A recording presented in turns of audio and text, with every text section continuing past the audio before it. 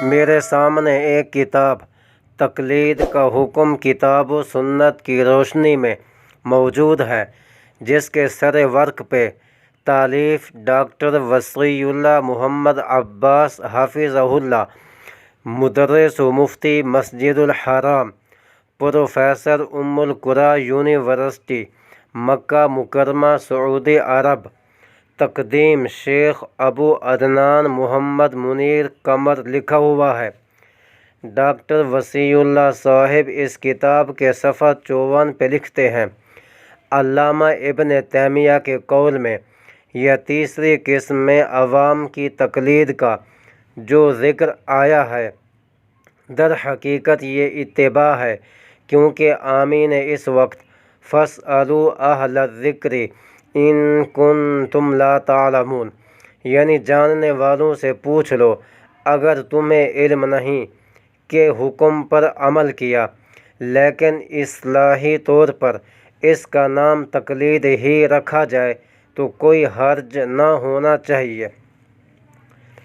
اس عبارت میں چند امور قابل توجہ ہیں۔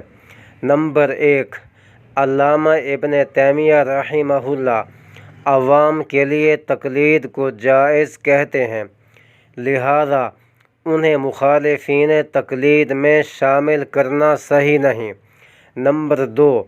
اتباع اور تقلید ایک چیز کے دو نام ہیں، اس لیے اتباع کو جائز اور تقلید کو ناجائز کہنے کی تقسیم کرنا غلط ہے۔ نمبر 3، تقلید قرآن کریم کی آیت فَاسْأَلُوا أَهْلَ الذِّكْرِ سے ثابت ہے، لہذا منکرین تقلید کے لیے یہ مقام لمحہ فکریہ ہے۔ آخر میں ایک مزید بات بھی سن لیں، ڈاکٹر وصی اللہ صاحب کی اس کتاب تقلید کا حکم کی تقدیم ابو عدنان منیر قمر غیر مقلد نے لکھی۔ انہوں نے اپنی اس تقدیم میں کہا ہے کہ اس کتاب کے مندرجات 1 نمبر اور خالص ہیں،